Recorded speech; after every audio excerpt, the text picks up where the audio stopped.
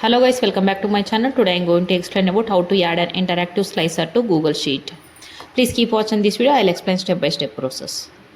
For this first step is click on any cell within the data range you want to filter. If you want to attach the slicer to a chart or pivot table you have already built, click on the chart or pivot table instead. Make sure to organize your data within the column headers in the first row with no blank rows or merged cells.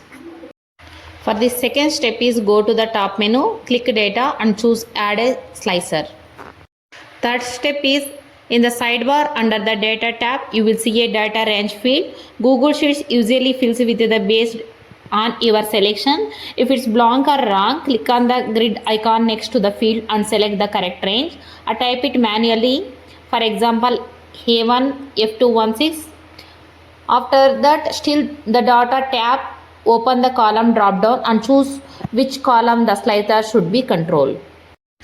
As for how to use slicer in Google Sheet, you need to click on drop down arrow. You will see a list of the unique values in the column you choose and you can check or uncheck data.